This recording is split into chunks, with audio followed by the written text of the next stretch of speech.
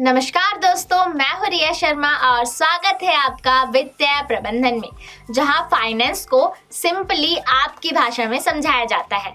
And welcome back to our technical analysis indicator series में। Previous video में हमने simple moving average समझा था और देखा था कि वो हमें एक मूविंग रेफरेंस लेवल देता है, लेकिन हमने एक लिमिटेशन भी नोटिस की थी कि ऐसे में हर प्राइस को इक्वल इंपॉर्टेंस देता है और मार्केट में रियलिटी ये है कि लेटेस्ट प्राइस ज़्यादा इंपॉर्टेंट होता है। इसी लिमिटेशन को सॉल्व करने के लिए आज हम बात करेंगे एक्सपोनेंशियल मूविंग एवरेज (EMA) की। इस वीडियो में हम सिर्फ EMA का कॉन्सेप्ट ही नहीं समझेंगे, बल्कि देखेंगे कि EMA SMA से बेटर क्यों माना जाता है, चार्ट पर EMA का बिहेवियर कैसे होता है और कैसे सिर्फ EMA के बेसिस पर एक सिंपल ट्रेडिंग सिस्टम बनाया जा सकता है। और फिर हम आगे बढ़ेंगे EMA क्रॉसओवर सिस्टम की तरफ, जहां दो EMAs मिलकर नॉइज को फिल्टर करते हैं और बेटर क्वालिटी सिग्नल्स देते हैं।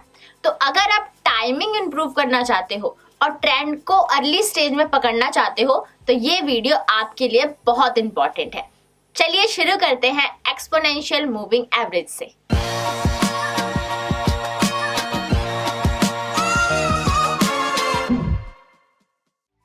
EMA का कंसेप्ट बिल्कुल सिंपल है।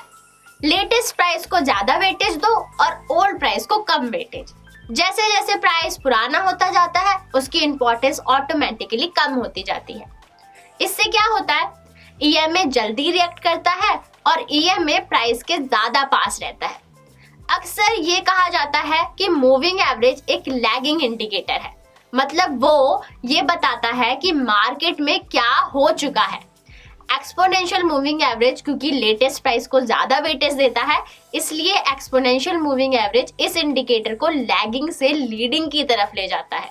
मतलब EMA SMA के कंपैरिजन में एक बेहतर इंडिकेटिव है जो मार्केट में क्या हो सकता है उसका भी आभास कराता है।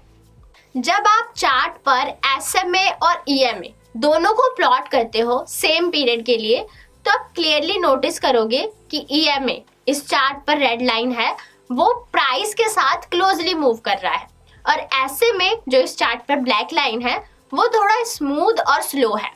तो प्राइस अगर तेजी से ऊपर जाए या नीचे आए तो EMA उस मूवमेंट को पहले कैप्चर करता है। ट्रेडर्स के लिए EMA क्यों बेटर है? क्योंकि ट्रेडर्स के लिए टाइमिंग बहुत इंपॉर्टेंट होती है और EMA ट्रेंड चेंज को जल्दी शो करता है, एंट्री और एग्जिट में डिले कम करता है और मार्केट के साथ बेटर सिंक में रहता है।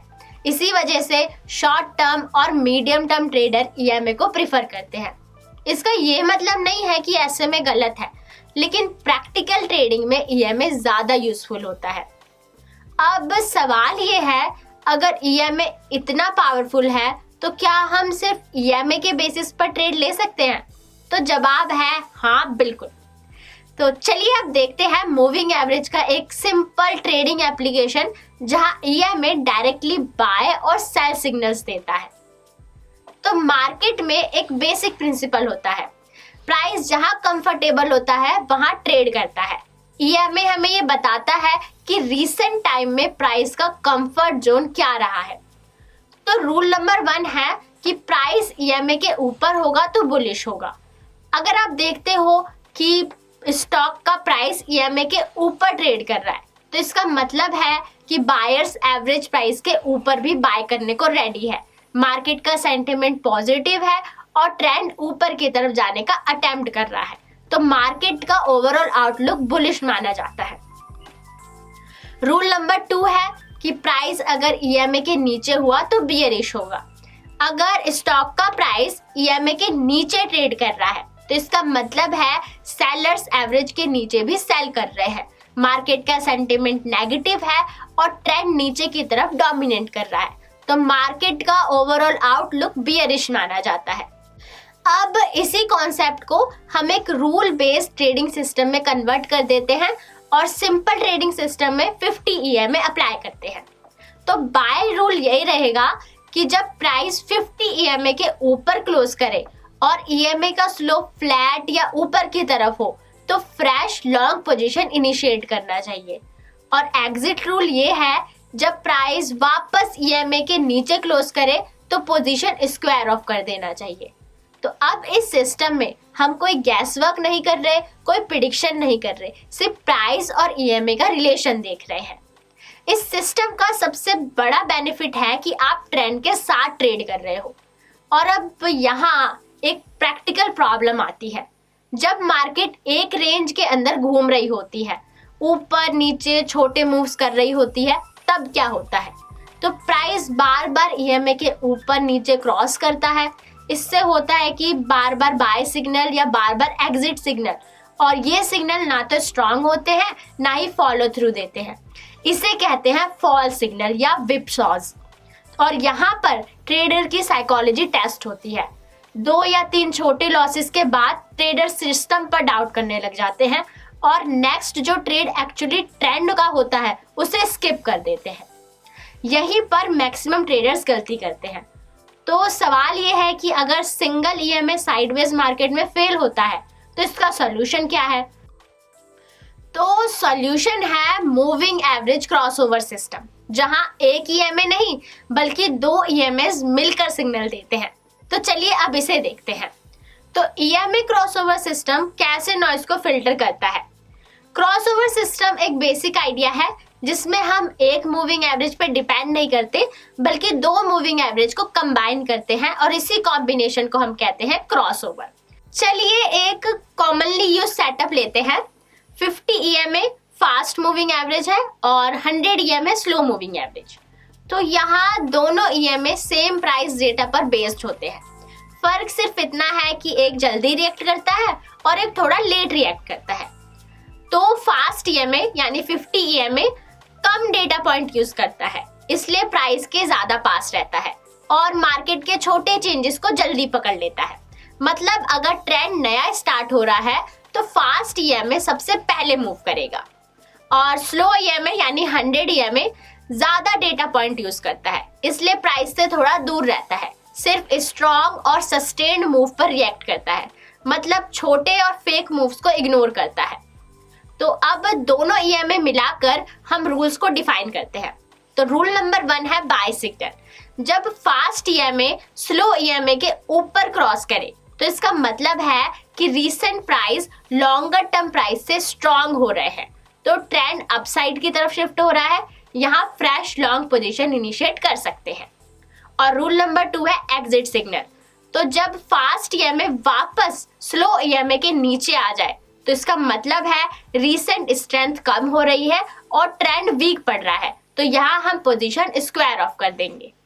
क्रॉसओवर सिस्टम का सबसे बड़ा फायदा ये है कि वो साइडवेज मार्केट में फेक सिग्नल्स को कम कर देता है। सिंगल ईएमए में क्या होता है, प्राइस थोड़ा ऊपर नीचे जाता है और सिग्नल आ जाता है, लेकिन क्रॉसओवर सिस्टम में तब तक सिग्नल नहीं आता जब तक रियल स्ट्रेंथ बिल्ड ना हो। इसलिए यहाँ सिग्नल्स कम होते हैं लेकिन क्वालिटी बेटर होती है और ट्रेडर्स के लिए प्रैक्टिकल बेनिफिट मिलता है। कम ट्रेड्स, कम ओवर ट्रेडिंग, ज्यादा पेशेंस और ट्रेंड के साथ रहने की आदत मिलती है। इसी वजह से स्विंग ट्रेडर्स और पोजिशनल ट्रेडर्स क्रॉसओवर सिस्टम को प्रिफर करते हैं। अब एक और इम्पॉर्टेंट बात समझना जरूरी है कि क्या सिर्फ एक ही क्रॉसओवर कॉम्बिनेशन यूज करना चाहिए? तो आंसर है नहीं। डिफरेंट ट्रेडिंग स्टाइल के लिए different EMA crossover combination use किए जाते हैं। ये रहे कुछ पॉपुलर ईएमए क्रॉसओवर कॉम्बिनेशन, जिसमें पहला है 9 और 21 का ईएमए जो शॉर्ट टर्म और स्विंग ट्रेडर्स यूज करते हैं। फिर आता है 25 और 50 ईएमए वाला जो मीडियम टर्म के लिए यूज किया जा सकता है, और 50 और 100 ईएमए पोजिशनल ट्रेडर यूज करते हैं, और लॉन्ग टर्म के लिए हम यूज करते हैं 100 और 200 वाला ईएमए। यहाँ पर टाइम फ्रेम जितना बड़ा होगा उतने कम सिग्नल्स होंगे और ज्यादा एक्यूरेसी मिलेगी। तो अब तक हमने मूविंग एवरेजेस को डिटेल में समझा, ट्रेंड को आइडेंटिफाई करना, ईएमए का यूज और क्रॉसओवर सिस्टम से नॉइज को फिल्टर करना। लेकिन एक इम्पॉर्टेंट चीज अभी बाकी है। ट्रेंड मिल गया, लेकिन क्या उस ट्रेंड में स्ट्रेंथ है? क्या बाइंग स्ट्रांग है या सिर्फ टेम्पररी मूव चल रहा है? इसी का जवाब देते हैं मोमेंटम इंडिकेटर।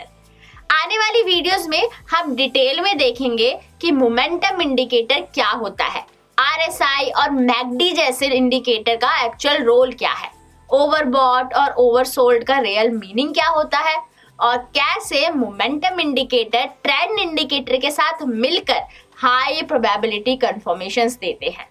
अगर आप डायरेक्शन के साथ साथ स्ट्रेंथ भी समझना चाहते हो तो नेक्स्ट वीडियो जरूर देखिएगा। मिलते हैं नेक्स्ट पार्ट में। अगर आपको ये वीडियो यूजफुल लगा हो तो लाइक, शेयर और सब्सक्राइब करना ना भूलें। और हाँ, हमें कमेंट में लिखकर बताइए कि आप EMA या SMA क्या यूज करते हो।